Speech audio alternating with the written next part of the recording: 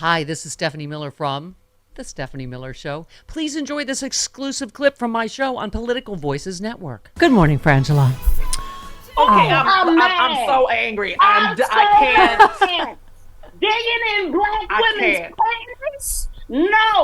No, not today, Satan. Not today.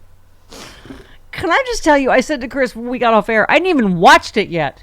And I said, what's the term I'm thinking of? Oh, I know, high-tech lynching, this thing that's going on today. And then I started watching it, and I sent you guys all my tweets.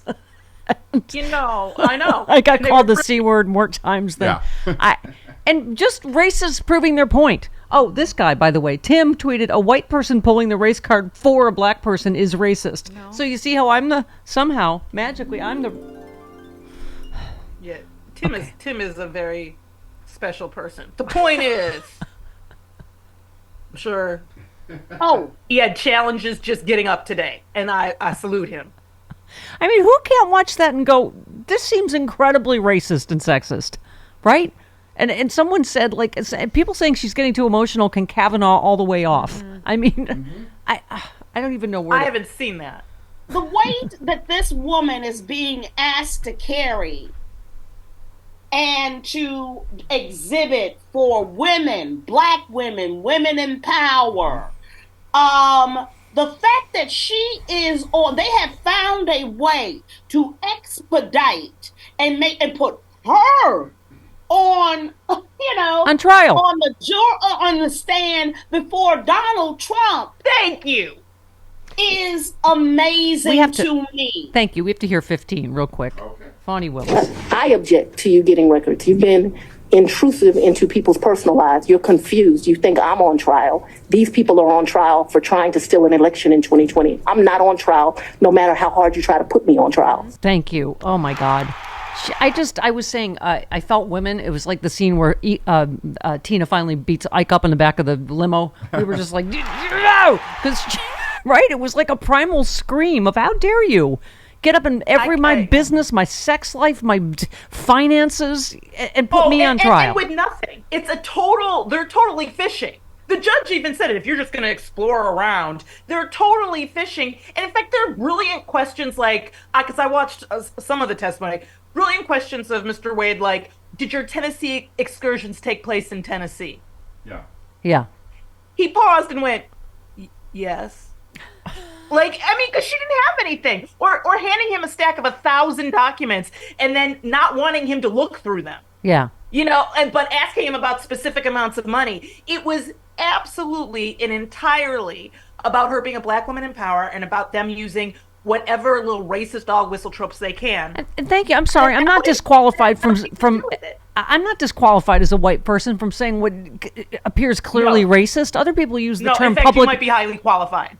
But I mean, public flogging. People were using that. It looked like a public flogging. I'm like, am I watching 8 Years a Slave, or am I like, what is this?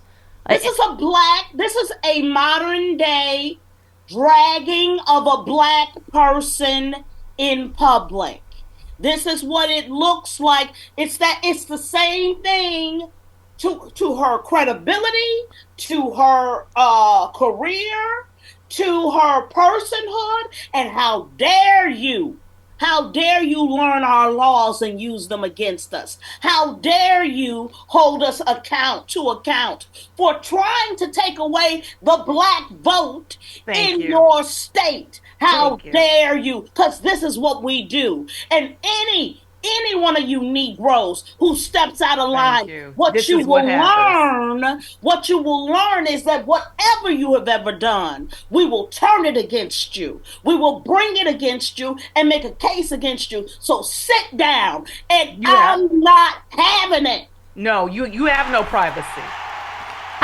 If they thought women were pissed off about Roe v. Wade, oh my God. Do they have any idea what women felt watching that yesterday? Watching their personal business, everything that had no relevancy, the man's medical situation, the man, absolutely zero relevancy. And the idea that these substandard lawyers got up there, when I was watching, I was like, I can believe it. But then we have to cut away to Andrea Mitchell. and her crazy. They literally, there have been two witnesses. It's from the people prosecuting this, right?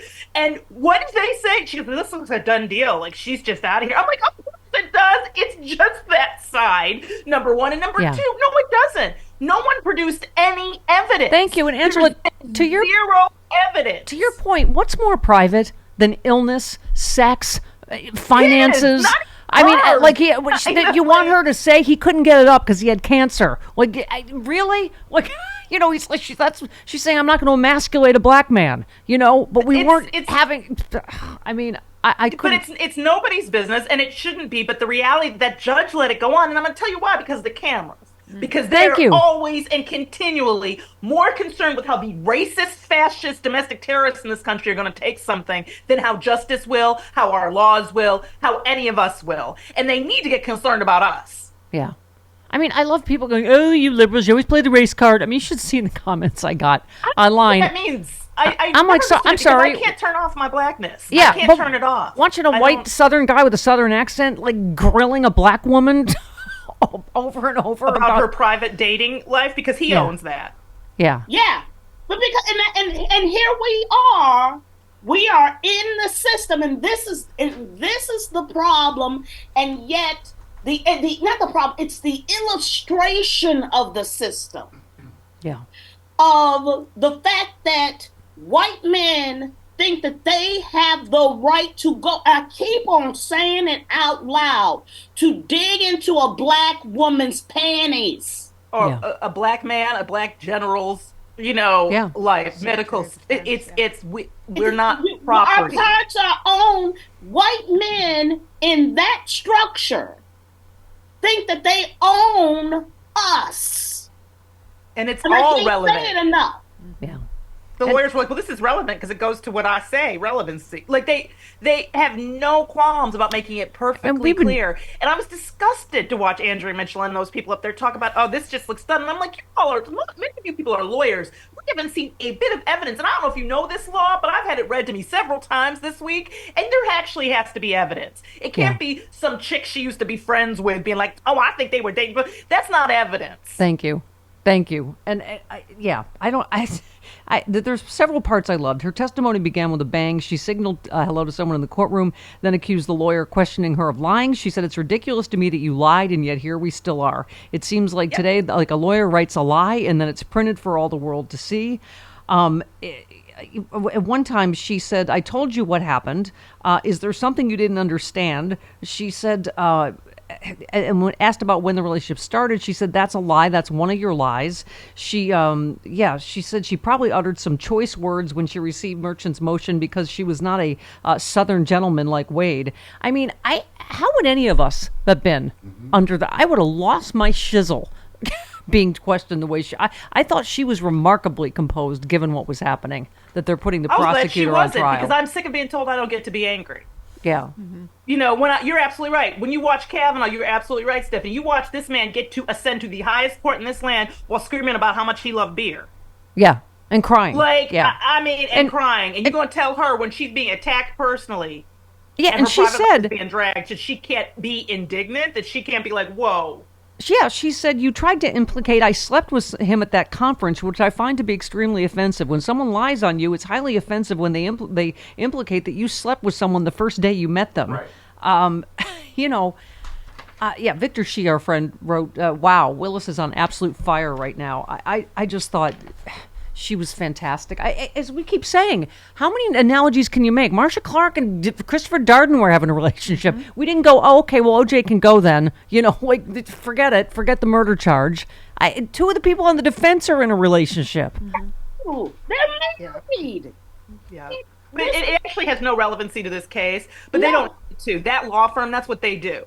They look for a way to get rid of the prosecutor. They go for the slowdown. They're the perfect law firm for they criminals. They really are, because they don't have a case. We all watched, many of these people we watched commit these crimes. Yeah. So all they can do is try to muck up the process with garbage. Yeah. And the public rape of her character is disgusting. And you know what? And the thing about it that makes me sick is that Now we, as the public, have to parse through this piece of junk. I would invite people to just ask yourself what evidence you've heard. Yeah. And also, I'm like, let me get this straight. The crook is the one, and the crook's lawyer are the ones that's why we're going through this whole interrogation. We have to stop allowing this because of who it is. We have to stop saying they can say anything and we need to investigate it. Yeah. But we got to wait 2-3 years to investigate stuff we watched happen. Yeah. Like, I mean, we got to stop caving on this as if that shows some sort of impartiality or some sort of love of justice. When we ignore the crimes and the villainy of these people and attack ourselves, it's like we think we're showing something honorable, and we're not. Yeah. And by the way, one of the things I tweeted too is like, I see you on here calling her haughty. Just say it. Say uppity. Say the N-word that you're screaming at your TV. Like, don't, and then a lot of them prove my point with, just racist jokes about her weight and I don't know, pictures. It just, here's Fani Willis on vacation with, it just, I thought, oh my God, this is proving my point exactly. Posting all these racist memes. Because, and that's the thing. This is the thing, and it's the same thing about the anti-Semitism that people are utilizing to be anti-Semitic in around Gaza. It's the same thing here. What you really want to let out is your racist tendencies. Yeah. And so what you want to pick, what ends up, you're piggybacking your racist tendencies on the situation because there's no information here. There's no evidence here, but you want to sit there and talk about how she looks, how she holding herself. Is she mad? Oh God. About her weight, about just her gross. weight. And can we just talk beyond the racism, the sexism that I love that she called out about? I don't need a man to take care of the supposition. I need a man to take care of me and pay for everything. And can I just say, I feel like women, we can't win. Like, either, you get called a gold digger or she's a ball busting bitch if you don't need a man. Which is confusing because she hired him. Right. Like, they keep acting like I'm like, but she's the person in the position. She's the one in power. Right. Yeah. But you know what? It's the same thing for Taylor Swift. She's waiting on that Travis Kelce $70,000, bonus check. Yeah, she's in it for that. She don't need that. Daily. She could spend She tipped people that much on the way up to the suite. Exactly. She don't need that. If she dropped $70,000, money. she wouldn't notice it. The popcorn guy, she tipped him the $70,000. Don't you talk about my Tay-Tay.